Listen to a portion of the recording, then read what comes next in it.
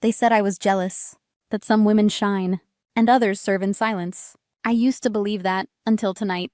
My name is Kylie Anderson, 29, compliance manager, professional background character, the kind who pays bills no one sees. Crystal scatters across my parents' oak table.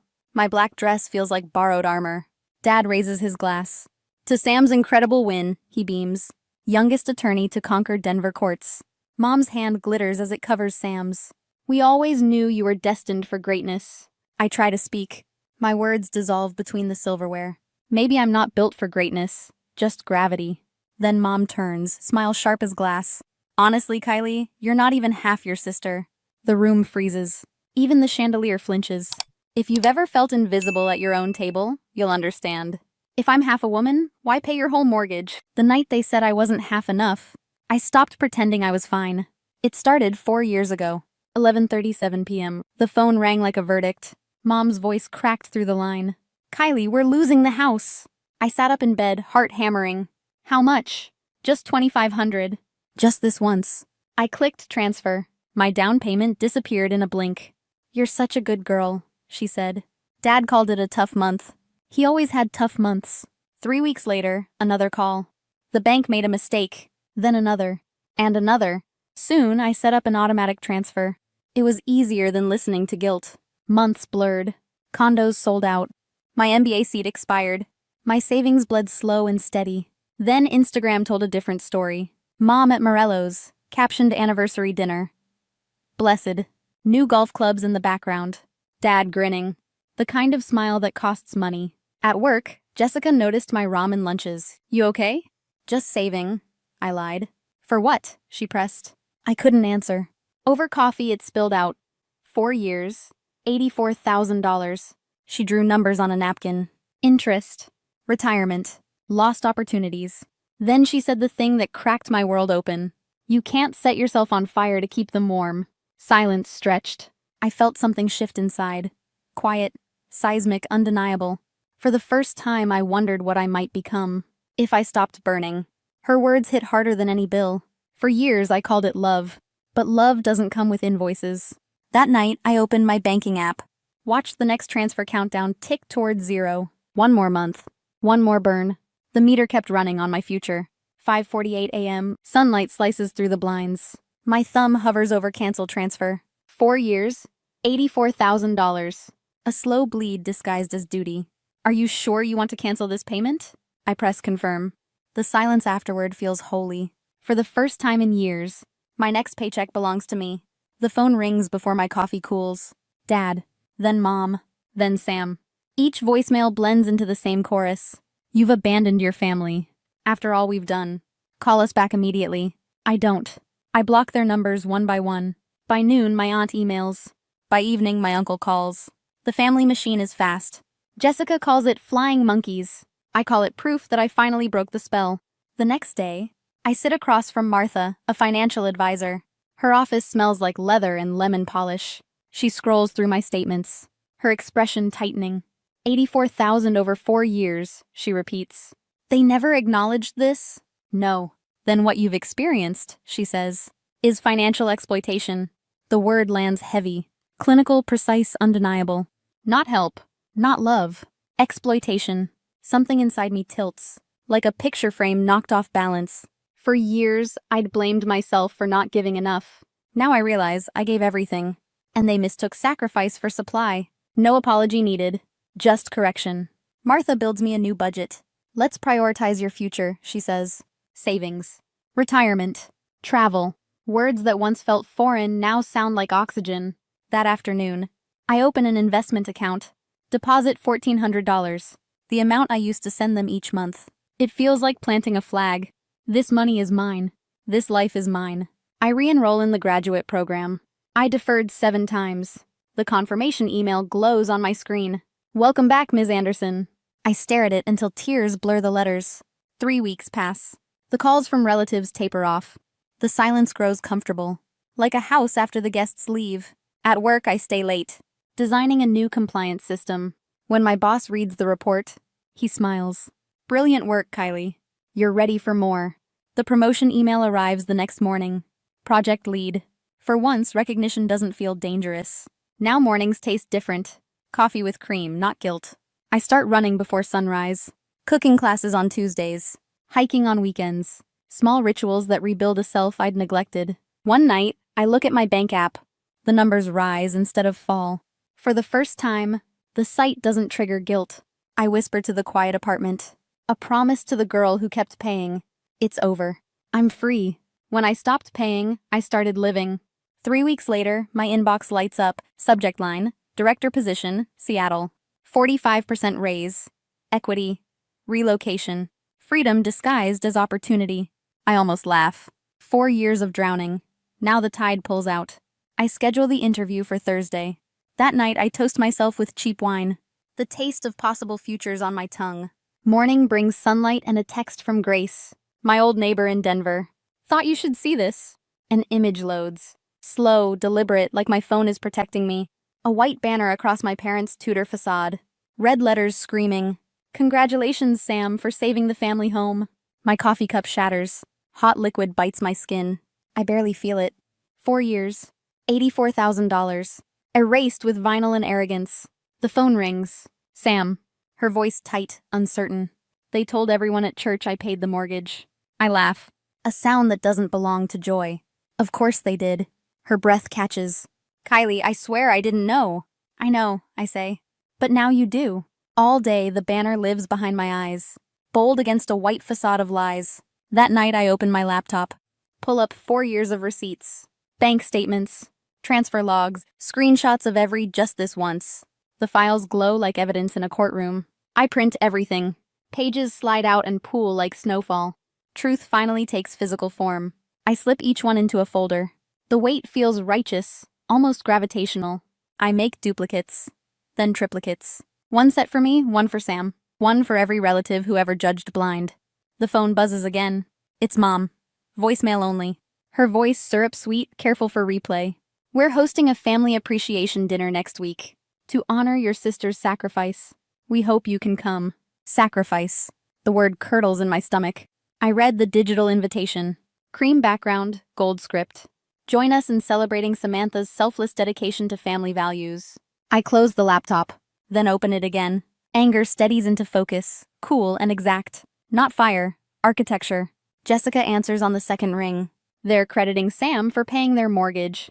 She exhales long and sharp. What are you going to do? I stare at the folder of printed truth. I'm going home. To confront them? No, I say. To document them. The plan forms cleanly. Projector. HDMI. Spare adapter. Duplicates. Digital backup. Cloud link. Proof ready for every eye that doubted mine. Evidence travels better than outrage. Data has a way of staying. I won't raise my voice, the numbers will. I book the flight. Pack the suit that fits like resolve. Slide the flash drive into my wallet. For the first time in 4 years, the story belongs to me. I'm bringing a projector. They rewrote history. I printed the footnotes. Saturday evening, Denver glows gold under the setting sun. I stand on the familiar porch, folder under one arm, laptop bag under the other.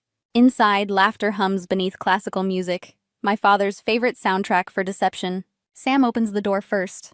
Her mascara's perfect, but her eyes are not. You came, she whispers. Did you think I wouldn't? The living room has been transformed. Flowers they can't afford. Catering from the restaurant that once declined Dad's credit card. A projector screen glows in the corner. The Anderson family, a legacy of support. Mom spots me first. Her champagne glass freezes midair. Kylie, what a surprise! Her voice too bright, too brittle. We weren't sure you could make it. Dad turns, smile practiced, posture politician straight. Pumpkin, just in time. We're about to toast your sister's generosity. I walk toward the projector, heels steady on polished floors. Then let's make sure everyone hears the full story. A hush spreads through the room. The clinking of silverware halts midair. Of course, Dad says, forcing a laugh. Our younger daughter wants to say a few words. He gestures toward the projector. His mistake. I connect my laptop. The screen flickers, then fills with rows of numbers. Dates, amounts, bank transfers. Receipts labeled mortgage payment. Charles and Elaine Anderson. What's this? Mom's voice sharpens. The truth, I answer. 4 years, $84,000. Paid by me to keep this house standing. Gasps ripple across the room. Uncle Pete lowers his drink. Aunt Judith frowns. Sam's eyes widen in dawning comprehension. Mom lunges forward, voice shaking. This is inappropriate dinner conversation. So is lying to your entire family, I reply, calm as glass. Next slide. Screenshots of messages. Mom's texts begging. Dad's just until the business recovers. Photos of their vacations. Time-stamped during months they claim desperation. Dad's face reddens. You've embarrassed us. No, I say, clicking again. You embarrassed yourselves. I just brought receipts. Sam moves beside me, silent but solid. Her presence shifts the air. For once we stand together. The golden child and the ghost. Aunt Judith rises slowly, then begins to clap. 1, 2, 3 sharp sound. It's about time someone told the truth, she says. Mom's lips tremble. Dad's mask finally cracks. Family matters should stay private. Then maybe you shouldn't have printed a banner, I reply. The final slide appears. The banner photo overlaid with one line in black. Paid by Kylie Anderson. Silence falls. Clean, absolute. And in that silence, I feel something lift. Not victory. Not revenge. Release. They built a legacy on lies. I burned it down with truth. 6 months after that night, Seattle feels like a different planet. Rain taps gently on my condo windows, steady as a heartbeat. Below, the city glitters, not with noise, but with peace. Sam sits across from me in a corner cafe, hair tied back, laughter unguarded for the first time in years. I still can't believe they tried to add your name to the deed, she says. Their version of an apology, I suppose. And you turned it down, she adds, half smiling. I already own my own home, I tell her. What I need isn't property. It's respect. She nods, and for a moment, we're not rivals. Just sisters who finally see each other clearly. 6 months since the confrontation. 6 months of rebuilding something real from what was ruined. My phone buzzes. An industry newsletter. Anderson team wins Innovation Award for Compliance Solution. My team. My leadership. Sam grins. Vice President Anderson has a nice ring to it. I laugh. Better than secret mortgage payer. Later that evening, I stand in my kitchen, cooking pasta with friends. Laughter fills the space where anxiety once lived. No phone buzzing with demands, no calculations, no guilt. Just life, warm, imperfect mine. On Tuesday, I teach at the community center. A dozen women sit in folding chairs, notebooks open. We talk about boundaries, budgets, and belief in oneself. Boundaries aren't selfish, I tell them. They're the foundation of respect, even with family. A young woman in the back raises her hand. But what if it's your parents? I smile, soft but certain. Especially then. At home, I open my journal. On a blank page, I write, Year 1, my authentic life. Below it, 3 truths. Worth isn't measured in sacrifice. Love without respect is just control. Starting over at 30 isn't failure. It's courage. I step onto the balcony. Mount Rainier glows pink in the fading sun. For the first time, I feel the stillness of freedom. Not as absence, but as presence, solid and alive. The phone buzzes again. Mom's latest post. Family should be forever. I smile, closing the app without bitterness. Family can be forever, when it's built on truth. And if not, we build our own. Because sometimes the greatest inheritance isn't money, or houses, or approval. It's the life you finally claim as yours.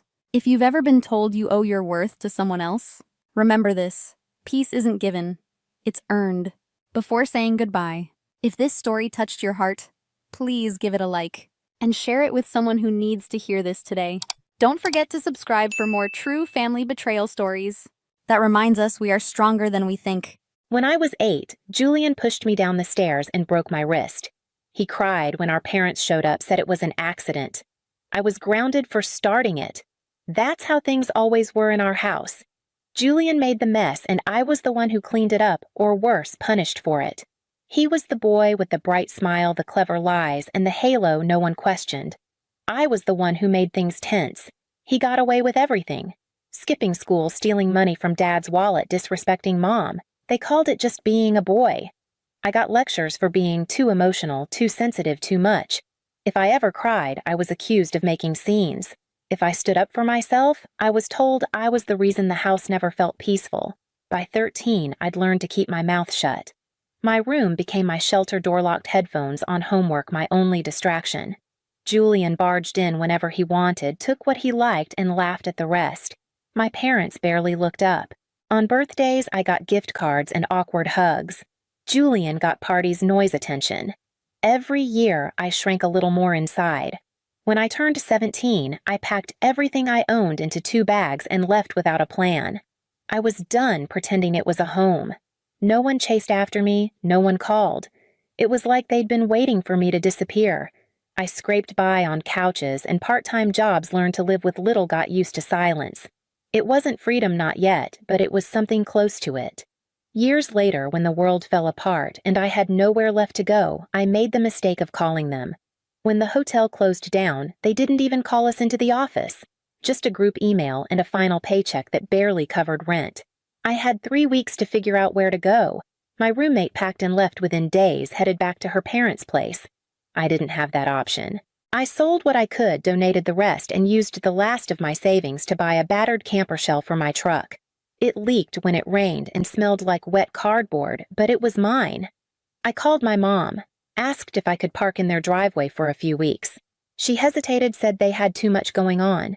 Julian and Mira had moved in and the house is just full. Mira sent a text a day later. Hope the truck bed's cozy.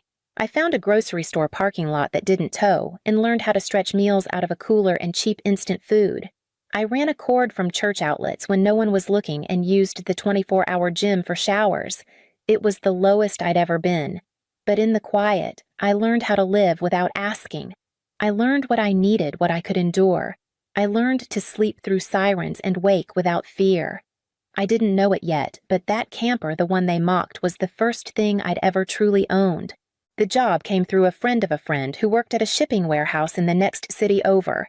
It wasn't glamorous boxes, forklifts, early shifts, late nights, but it paid more than minimum wage and didn't ask many questions. The manager, a tall man named Ron with sun-creased skin and a smoker's laugh, glanced once at the camper on the back of my truck and just nodded.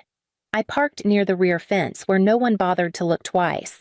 Nobody said a word as long as I showed up on time and didn't complain. The routine saved me. Mornings started before the sun rose. I'd slip on gloves, load pallets, keep my head down. No one cared who I was or where I slept. They cared if I showed up, if I pulled my weight. And I did. Every hour of overtime I could grab. Every weekend shift no one else wanted. I didn't have anywhere better to be, and work kept my mind from drifting. When it got cold, Ron let me run a heavy-duty extension cord from the side of the building so I could plug in a small heater. I told him I'd work Sundays for free to pay for the power. He waved me off, but I worked Sundays anyway. Little by little, I built up a savings account. I bought new tires, replaced the camper's insulation, got a gym membership just for the showers. On weekends, I'd sit inside the camper with a warm drink, listening to the rain drum on the roof and feeling somehow safe. It wasn't just shelter, it was mine. I kept my world small. No calls to my family, no updates on social media. I stopped caring if anyone knew I existed. That silence, once suffocating, had become my freedom. Months passed like that, quiet and disciplined. And then, one afternoon after a long shift and a quiet walk back to my truck, I found myself staring at a listing taped to the break room wall.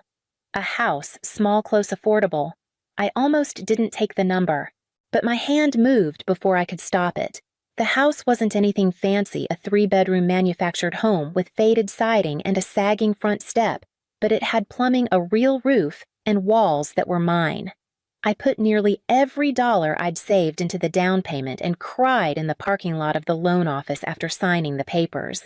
Not out of sadness, but something closer to exhaustion, relief, disbelief. I didn't tell anyone for days. I just drove past it in the evenings, watched it sit quietly beneath the pale porch light like it was waiting for me to come home. When I finally moved in, I slept on the floor the first night wrapped in 2 blankets with a space heater buzzing beside me. It was the best sleep I'd had in years. The next day, I parked the truck in the back and lowered the camper off the bed. I cleaned it, covered it with a tarp, and left it tucked near the fence like a quiet reminder of how far I'd come. A week later, on impulse, I posted a photo on Facebook. Just the porch light and the house number with the caption, "Built this life," from the back of a truck. I didn't expect anything. I got a few likes, a message from an old co-worker. Then silence. 3 weeks later, they showed up. Julie and Mira, my parents, all standing on my porch like they were arriving at a family reunion. I never gave them my address. They never asked if they could come. I opened the door stunned, and they all pushed inside before I could speak. They wandered through the rooms like tourists in a model home. Mira whispered something in Julian's ear and giggled. My mother nodded, smiling. "You've got a lot of space for just one person," she said, running her fingers along the hallway wall. My father stood in the kitchen looking around like he was already rearranging the cabinets. I didn't say much, just followed them from room to room, heart-pounding, mouth dry. It was like watching a slow invasion. When they finally left, Julian lingered by the door hand on the frame. "Let's talk soon," he said. "I've got something I think you'll want to hear." Julian came by the next afternoon alone this time with a to-go cup in his hand and that casual confidence he'd always worn like a jacket. He didn't knock, just tapped once and let himself in like it was still our childhood home and I was just borrowing the space. I've been thinking he started settling into my kitchen chair like it belonged to him. This place makes sense for us. Closer to my job, better school district, you've got the extra rooms. He took a sip and smiled like he'd just offered me a winning lottery ticket. Mira's pregnant again, by the way. So yeah, we could really use the space. I stared at him, waiting for the punchline. It didn't come. You'd still be here, obviously, he continued, waving his hand like this had all been pre-approved. But we'd need the master for the baby. You could take the smaller room or honestly just move back into the camper for now. You were comfortable in there before, right? I didn't say anything. He leaned back, tapping his fingers on the table. There'd have to be some structure, of course. Quiet hours. No guests without clearing it with us. We'd split groceries, but Mira cooks, so that's a win for you. That was when something in me snapped, not violently, not theatrically, but like a wire pulled too tight for too long. I stood palms flat on the table and looked my brother in the face. "No," I said. He blinked, confused. "What do you mean, no?" "I mean you're not moving in.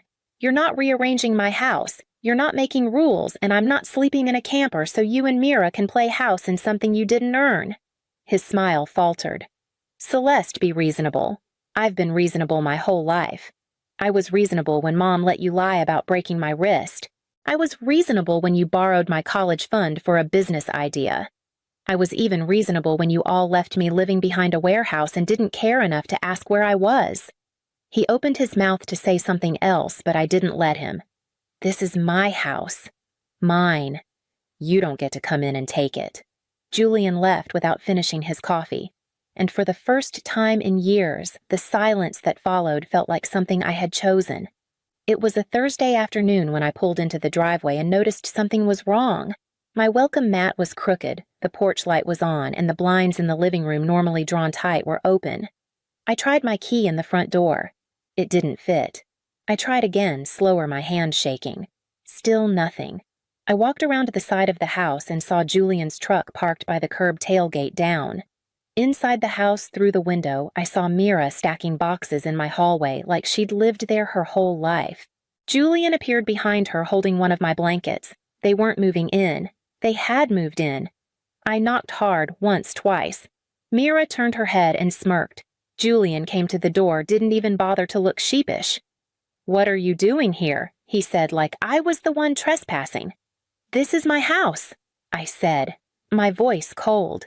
He held up a folded paper already creased and stained. "You signed this. Rental agreement. You said we could take the place for a while." My name was scribbled at the bottom. The signature didn't even match. "You forged that," I said. Mira came up behind him, arms crossed, belly slightly showing. "Don't be dramatic, Celeste. You left the door wide open. We just made it official." I pulled out my phone and started recording. Julian tried to block the lens, but I kept filming. "You're trespassing," I said calmly. "And you broke my lock." Mira lunged forward, slapped the phone from my hand. It hit the floor hard, still recording. I called the police. They arrived within 10 minutes. I showed my deed, the texts even pulled up the Facebook post with the house number and date. Julian sputtered, tried to push the fake lease again. Mira cursed at the officers and accused me of abandoning the property. It didn't work. They were ordered to leave immediately. The officers stood by as Julian and Mira dragged their boxes back to the truck in silence, Mira muttering threats under her breath the whole time. When the door finally shut behind me, the air inside was still warm from them. I locked it twice and stood in the hallway, heart racing, as if the walls themselves needed to be reminded who they belonged to. I posted the video without a caption. Just Julian waving that forged lease, Mira slapping my phone, and the sound of my voice, calm, steady, naming what they'd done. At first, I thought no one would care, but then the comments started. Cousins I hadn't spoken to in years reached out. An aunt from California messaged saying, "Now it all makes sense. I always wondered why you disappeared." Even people from work saw it and said, "Good for you." That took guts. Meanwhile, Mira vanished from social media. Julian went quiet. My parents didn't post their usual Sunday brunch pictures. The silence on their end said more than words ever could. Then, one evening, my parents showed up on my porch. No warning, no apology. "Julian's going through a hard time," my mom said. "This is making things worse." My father added, "You've proved your point. Can't you just let it go? For the family?" I looked at them, and for the first time, I didn't flinch. "I am doing this for the family," I said. The part that never tried to steal from me. They stood there speechless. At that moment, Naomi, my cousin, pulled into the driveway. She stepped out and stood beside me without a word. That was the last time my parents tried to guilt me. And that weekend, I made a copy of the house key for Naomi. A week later, Julian texted me like nothing had happened. "Hey, can we talk?" "It's about the kids." "And rent." I agreed to meet him in the driveway. He showed up alone, hands in his pockets, eyes darting everywhere but at me. He said Mira wasn't working, the kids were growing fast formula, and diapers were expensive. They'd just fallen behind. He didn't ask to move in again just for money. Even a few $100 a month would help, he said, voice low, rehearsed. I didn't raise my voice. I didn't get angry. I walked him through my spreadsheet, showed him the cost of property tax insurance, the repairs I'd already done. Then I showed him a list of incoming tenants. I had started renting out the back room and the basement studio to 2 women from work. Quiet, respectful, paid on time. "I don't have money to spare," I said simply. "I didn't buy this house to become a bank for someone who tried to take it from me." Julian didn't argue. He just nodded lips tight and walked back to his truck. A few days later, Mira drove by and screamed out the window. Called me a thief, a traitor, a cold, barren witch. I stood at the kitchen sink, watched her through the curtain, and didn't move. The tenants arrived later that day with their suitcases and grocery bags. One of them baked bread and brought me a loaf without being asked. The other watered the lawn before work every morning. The house felt different now, full but quiet, lived in but peaceful. That night, I opened the tarp on the camper and aired it out. I didn't know it yet, but I'd need it again. Just not for me. The rumors started small, just whispers from people who knew someone who knew Mira. A coworker, a neighbor. Then, someone forwarded me a screenshot of a message thread that made everything clear. She'd been seeing another man. Not recently, through most of her marriage. Julian didn't want to believe it. He denied it until the truth forced itself into daylight. The dates didn't match. The baby didn't look like him. A paternity test finally ended the guessing. The youngest wasn't his. When the results came in, something in Julian broke. Mira didn't take it well. She threw things, screamed at him in front of the kids. When their oldest tried to step between them, she turned on him too. Someone called the police. They found her outside barefoot and shaking, yelling into the night. She was taken in, and Julian was left standing in the driveway, holding his son's hand. I didn't reach out. I didn't gloat. I didn't need to. The divorce was fast. Mira disappeared supposedly to Arizona. She didn't take the kids. Julian moved back into our parents' house. I heard he barely spoke. My parents stopped showing their faces at church. No more excuses, no more bragging. I sat on my porch that evening, warm drink in hand, listening to the quiet. Not happy, not angry, just still, just done. And then a few days later, Julian returned to my doorstep, only this time he wasn't asking for the house. Julian didn't knock this time. He just stood at the bottom of the steps, hands in his pockets, eyes heavy. I opened the door but didn't invite him in. He didn't ask. "I'm not here to ask for the house," he said. "I know better." I waited. "It's for Luca," he added. "He's not sleeping well at Mom and Dad's. Too much noise. Too many people. He asked if we could live somewhere quieter. He misses having space. I looked past him to where the camper sat beneath the tree, clean and unused. I thought of the nights I spent in there shivering with a blanket pulled to my chin, pretending the thin walls made me safe. I thought of how that camper had taught me to survive when no one else would help. "I'm not giving it to you," I said. "I'm not asking you to," he replied. I stepped off the porch and led him to the backyard. Told him he could park it behind the house where I could keep an eye on things. That there would be rules, no loud visitors, no Mira, no overnight stays from anyone he couldn't introduce face to face. I wrote it all down, made him sign it, and recorded us shaking hands. Julian didn't argue. He just nodded, voice low. "Thank you. Really?" I didn't say anything back, just handed him the spare keys and walked inside. He moved in that evening, and by morning I heard the soft thump of a soccer ball in the grass. One night, long after the kids had fallen asleep, I heard a muffled sound from the camper. I walked out expecting to find something broken or spilled.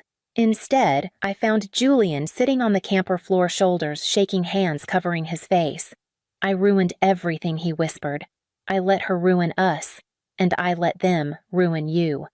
I didn't interrupt. I didn't touch him. I let him speak until the silence stretched between us like a bridge we both knew we wouldn't cross. "I don't expect you to forgive me," he said. "I just wanted you to know I see it now." "All of it." I nodded once, then left him there with his grief. The days passed slowly. The kids stayed longer in my yard. They helped water the garden, drew chalk pictures on the driveway, brought me flowers they picked from weeds. They never asked questions. They just stayed close. My parents came by one Sunday afternoon. No speech, no defense. Just quiet eyes and a tired look. "We were wrong," my mother said. "You didn't deserve it." For once, they didn't ask for anything in return. And that was when I knew I was finally free. "My name is Susan Blake." I was 18 when my father stood up from the dinner table, pointed toward the door, and said just 2 words, "Get out." Not because I failed, not because I broke the rules, but because I said something he couldn't tolerate. "I'm not going to college." In our house, that wasn't a decision. It was defiance. And defiance had no place in the Blake family. I grew up in Prescott, Oregon, a town where lawn signs boasted honor rolls, not kindness, where resumes were read like moral character, where children weren't raised to dream but to follow instructions. My father, Richard Blake, was a tenured political science professor at Oregon State.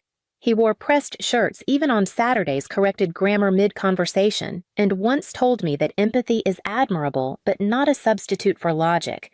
He spoke like every moment was a podium. My mother, Margaret Blake, was the principal at Prescott High, the only high school in town. To her, structure was salvation.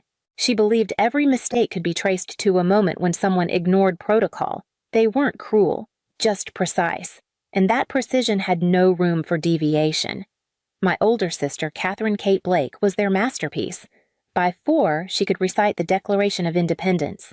By 16, she'd already published a research paper in a pre-med journal. She got into Harvard Medical with a full scholarship. The night we celebrated, every relative raised a glass. My father stood and said, "This is what this country needs. Discipline, purpose, not childish distractions." He didn't look at me when he said it, but he didn't have to. I wasn't failing school. I just wasn't interested in solving equations that didn't change anything. At 12, I fixed Mrs. Granger's jammed printer for $10 and 2 movie tickets. At 15, I built a website for a local florist, and 3 days later, she got her first online order. I didn't tell my parents. I thought maybe, just maybe, they'd notice the difference, that they'd see me. Instead, my mother looked at my laptop one afternoon and said, "You should be studying for the SAT. These hobbies won't get you into Columbia." My father didn't look up from his book. He just said, "If you want to be a lifetime tech support girl, keep going, but don't expect a single dime from us." I forced a smile, the kind that feels like it belongs to someone else. The one thing I was never allowed to be in that house was different. At dinner, my sister's name was repeated like a prayer. Kate's symposium, Kate's potential, Kate's future, and me. "Susan, are you retaking the math section of the SAT for the 3rd time?" The night everything broke, we were sitting at the table again. College brochures lined the placemats like silverware Stanford, Yale, Princeton. My father had arranged them carefully. As if my life were a puzzle he'd already solved, he just needed me to fit the pieces. But my piece didn't belong. I said it gently, almost too quietly. I'm not applying. I'm starting my own business. I already have a client, and nearly $4,000 saved. My mother's fork hit her plate. My father stood. His voice was low, precise, sharp. That's not happening. Not under this roof. He didn't raise his hand. He didn't raise his voice. But the way he looked at me like I had said something obscene, that look would echo in me for years. I didn't cry. I stood, and I walked to my room. That night, I packed 3 suitcases. No one followed me. No one said goodbye. And for the first time in my life, I realized I could leave quietly and still never be welcomed back. The apartment was on the 3rd floor of an old brick walk-up in southeast Portland. 450 square feet, 2 windows. One heater that groaned like it resented being turned on. It wasn't much, but it was mine. I placed a folding chair under the only wall outlet and turned it into a desk. Brewed cheap coffee in a drip machine from a thrift store. 8 canned beans, boiled eggs, instant noodles, coated when the sun came up. Sent emails long after the streetlights flickered on. There were no holidays, no one checking in. Just me and a simple idea. What if I could help local artisans sell their work online? I called the site Rustic Cart. It wasn't revolutionary. No venture capital, no press, no marketing plan. Just a basic storefront builder that took 5% from every successful sale. My first 2 clients, a soap maker named Josie and a retired woodworker named Walter who called me Lucy. He never got my name right, but he paid on time. That was enough to cover my electric bill. Every night I went to bed with my hands stiff from typing. And every morning I woke up with something louder than fear resolve. But some days fear won. I ran out of savings faster than expected. I skipped meals. Some nights I turned off the heat not because I was brave, but because the bill was due and I couldn't afford both warmth and Wi-Fi. One cold Thursday, I drove to deliver a shipment for Josie's soap stand. At the intersection of 15th and Broadway, I got rear-ended. No one was hurt, but my old Civic wheezed, then died. The repair estimate was $786. My checking account, 3 digits, 2 if you didn't count the cents. That night, I sat in the middle of my apartment, surrounded by tape rolls and printed invoices. And for the first time since I left Prescott, I asked myself the question I swore I wouldn't. Did I make a mistake? I didn't cry, didn't scream. I just sat there, still. The kind of still that feels like you've stopped existing even while your body keeps breathing. I found a community website listing free events. Most were workshops pop-ups or church fundraisers. Buried at the bottom was a small note, small business meetup downtown library. Thursday, 6:30 p.m. I didn't expect anything, didn't dress up, just needed to be in a room where people were still trying. Because I wasn't sure how much longer I could keep doing this alone.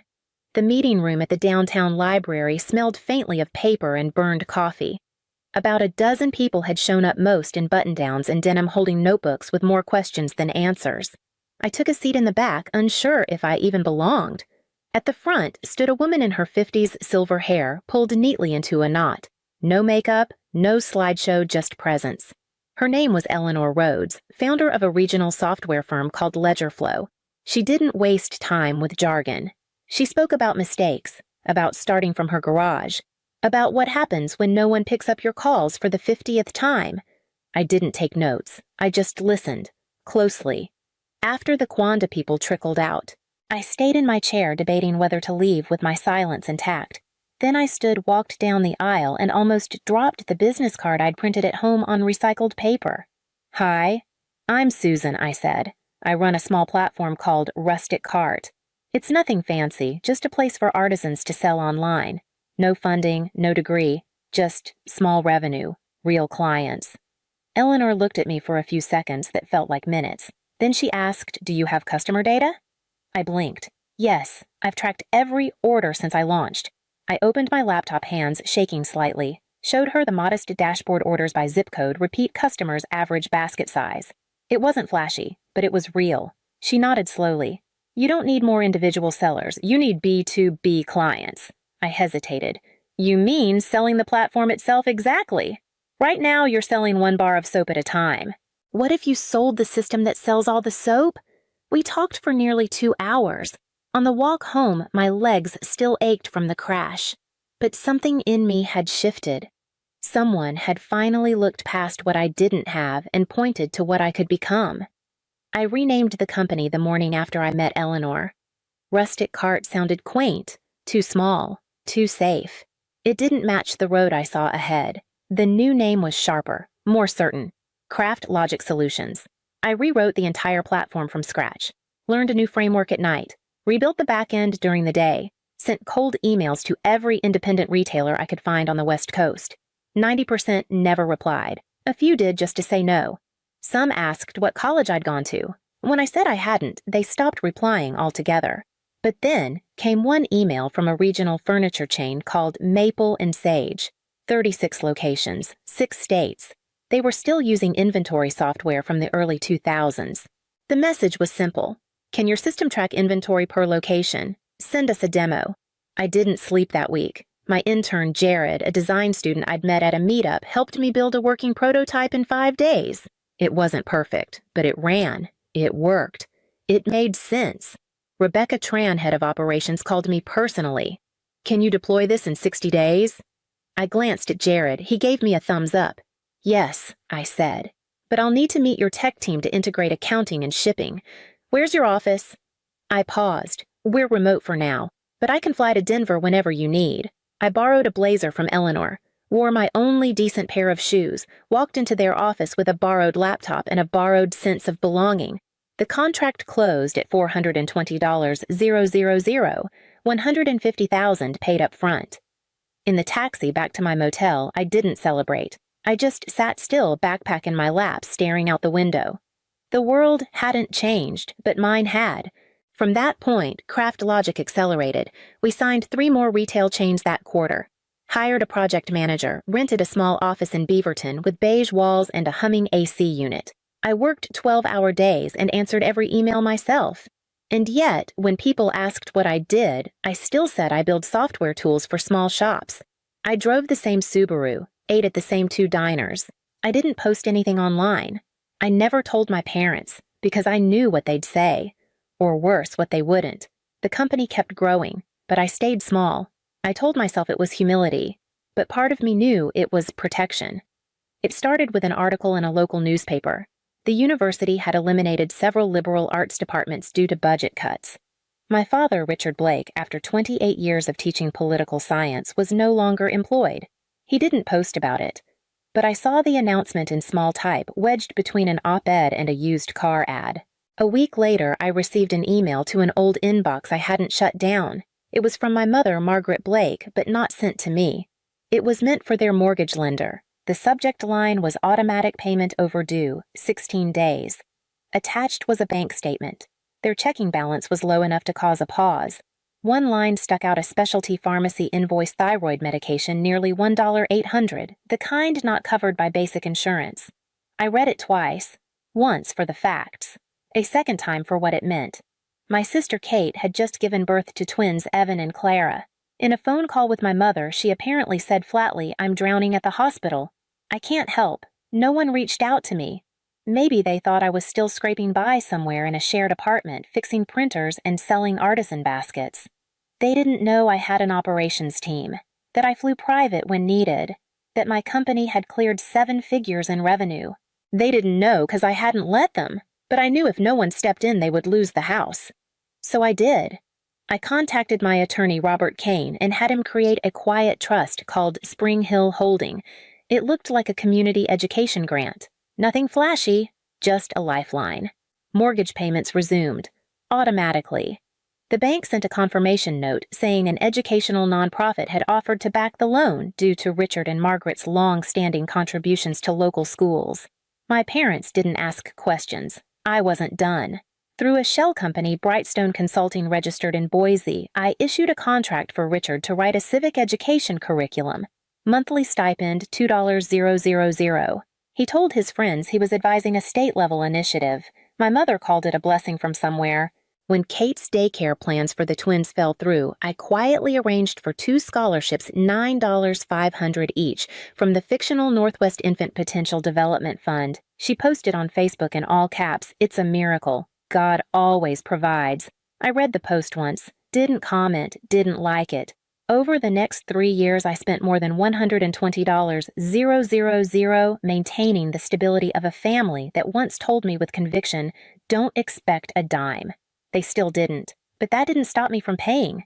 Not because I needed to be loved, but because I remembered what it felt like to be discarded, and I wouldn't do that to anyone, even them.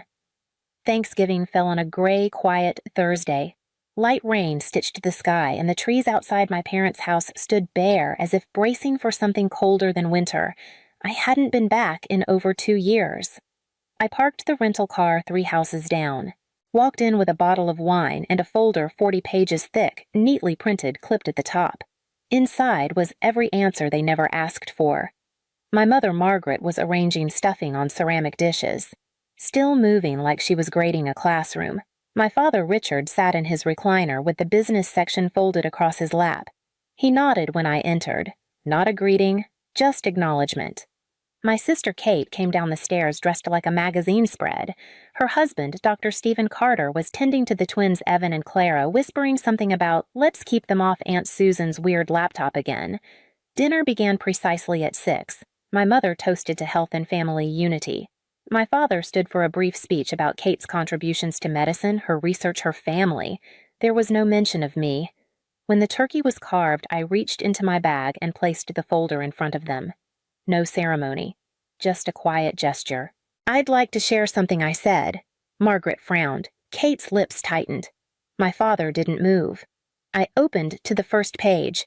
A centerfold from Tech Bridge Weekly, my photo smiling under the headline, "Susan Blake, founder and CEO of CraftLogic Solutions, the software reshaping American retail." He picked it up, flipped through like searching for fine print. "Where did you get this?" "From my own life," I said. "I've been running CraftLogic for 8 years. We operate in 3 cities. The company's currently valued at $47 million, and I've been the one behind every dollar this family's received mortgage medication scholarships, your consulting job." I laid out the rest. Wire transfers from Spring Hill, the fake contract from Brightstone, the letters to Kate's daycare. Silence spread like a spill. My father stood up abruptly, his voice sharp. "You're making this up. A dropout doesn't build software empires. Don't insult our intelligence." "I stayed silent because you needed to preserve your story," I said. "But I'm done asking for space in a house that was never mine." Margaret whispered barely above a breath. "Why didn't you tell us?" I looked at her, "because every time I tried to speak, you looked at me like I didn't belong." Kate leaned forward. "I worked 14-hour days to become a doctor, and you write code in a sweatshirt, and suddenly you're a CEO. I built this with no map. Ate dry ramen because I couldn't afford to boil water. I didn't skip the struggle. I just did it without applause." My father's hand slammed the table. "Enough. You're a fraud, a disgrace." I stood. No yelling, no tears. "You don't want the real me. You want the idea of me you can control." I gathered the folder, slipped it into my bag. Margaret's voice stopped me. "What about next month's support?" I didn't turn around. "People who see me as a disgrace," I said, "don't get to live off my money." It was still raining when I walked out, but that night, for the first time, every drop felt impossibly light. I flew out of Portland the next morning. Window seat, no farewell texts, no calls. Just the quiet, familiar ache of ending something that had long since ended. My destination was Clearwater, Florida, where 3 years earlier I'd quietly purchased a small vacation home just off the Gulf Coast. White paint, red tile roof, grapefruit trees in the back. Until now, I'd only used it for quick getaways. But this time wasn't a retreat. It was a beginning. The first week, I cleared the house top to bottom. Out went the faux antique furniture, the dusty rugs, the tired decor. I hired Elena, a local architect, to help me redesign every room. I wanted light, clean lines, quiet corners. A place where I could finally breathe. While the renovations unfolded, I made 3 calls. One to my lawyer, Robert, instructing him to formally terminate all support channels, Spring Hill Fund, Brightstone Consulting, the fabricated daycare scholarships. One to our HR lead announcing we'd be opening a Clearwater branch. And one to Rachel, our project manager in Portland, asking if she'd relocate. She said yes before I could finish the question. We leased the 9th floor of a building downtown with wide windows and ocean light flooding the floors. Jared and Dominic came too. Within weeks, we signed 3 Florida-based clients. CraftLogic didn't just survive the transition, it flourished. I no longer hid behind soft language. I no longer said I just help small shops. I was the CEO. Fully, publicly. No more double life, no more pretending. And for the first time, I didn't have to shrink so others could feel tall. One Friday evening at a Women in Tech networking event in Clearwater, I met Caleb Meyer. He was a digital consultant for nonprofits, tall, unhurried, with that kind of handshake that made you feel like you'd known him before you even spoke. We started talking about rural access to tech, then about a Thai place he liked that served steam grouper on Tuesdays. By the third dinner, we weren't talking about work anymore. We walked barefoot along the beach, sharing earbuds, letting our teenage playlists fill the silence between us. I didn't have to explain what my company did. I didn't have to shrink anything to be palatable. He looked at me and said, "You're the only person I know who built a company and managed to keep it secret from the world." I laughed, not because it was funny, but because it used to be true. That fall, I thought more and more about the kids like me, the ones with no degree, no support, just an idea and a pulse. Not all of them would get lucky like I did. Not all would meet a Marsha Bennett at exactly the right moment. So I founded the Forge Forward Grant, a mentorship and seed fund for non-college founders with business ideas grounded in service or utility. We didn't ask for resumes or GPAs, just a working concept and a reason why. Our launch event was small, held at the Clearwater Tech Hub under late April sun and the scent of roasted coffee from a corner stand. I stood on stage, no script, no screen, just me. "There are kids out there," I said, "who can build inventory systems at 16 and never step foot in a computer science class. If we deny them funding because they didn't get the right paper, then we're the ones lacking." Within 6 weeks, we received nearly 500 applications. The first award went to Alicia Monroe, 22 from El Paso. Her platform helped clinics manage appointments for low-income patients. On our first video call, she cried. "I didn't think anyone would pick me," she said. "The education section just says high school." I smiled. Maybe you just hadn't met the right reviewer yet. One afternoon in June, while watering the lavender by the back porch, my phone rang. It was Kate. I almost let it go to voicemail, but then I picked up. "Hi," she said.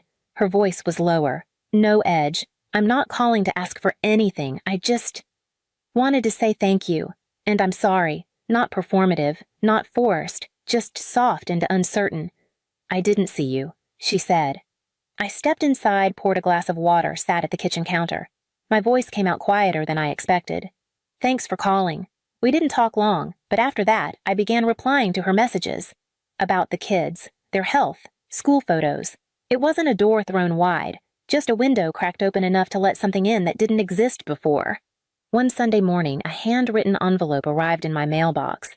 The sender was Richard Blake, my father. The handwriting was the same as when he used to grade essays, slanted left, deliberate, pressed hard into the paper. I stood by the kitchen window and read it in full before I even sat down. I don't know where to begin. It started. So I'll be direct.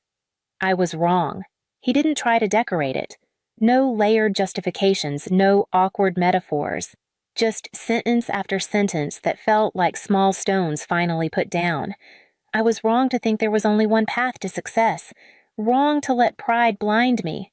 When you spoke at dinner that night, I broke not because you hurt us, but because I saw how far behind I'd fallen as your father.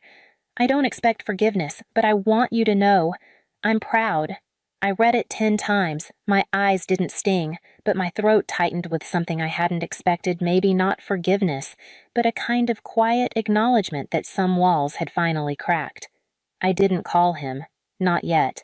But a few days later, I sent back a simple postcard from Sarasota. "Thank you for writing. I'm building the life I always dreamed of. If you'd like to be part of it, the only condition is respect." 3 weeks passed before the phone rang again. "Call from landline Salem or..." My hand hovered, almost letting it go to voicemail. But something in me shifted. I answered. It was Margaret. Her voice was soft. "Careful. Your father and I, we're planning to be in Florida next month. We were wondering if we could see you."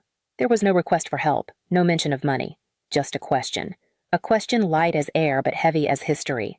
"In what capacity do you want to see me?" I asked. "As the daughter you once disowned or the CEO you now can't ignore as our daughter." She said, "If you'll allow it." I didn't answer right away. I needed time not to forgive, not even to understand, but to ask myself whether there was anything left in me that still needed that kind of meeting. When I was ready, I chose the place a small coffee shop by the shore in Clearwater, outdoor seating, quiet breeze, the kind of place where conversations feel less like confrontations and more like offerings. They arrived on time. Richard walked more slowly than I remembered. Margaret wore a beige floral dress. Her expression held less authority than it used to. We sat.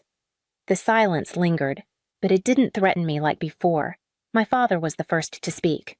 I read your interview in Founders Weekly. What you've built? It's impressive. I nodded. Thank you. Then Margaret placed her hand on the table. It took us a long time to see you didn't need to be anyone's version but your own. No, I said calmly. You don't have to say it unless it's true. I didn't come here for a speech. My mother lowered her eyes. In that rare moment, I saw her not as the gatekeeper of family standards, not the woman who once called my ambition a distraction, but simply Margaret sitting across from her grown daughter, unable to control the outcome. My father stayed quiet, then looked at me. You once asked if I didn't see you as the pride of this family. Then what did I see? He paused. Today I want to answer.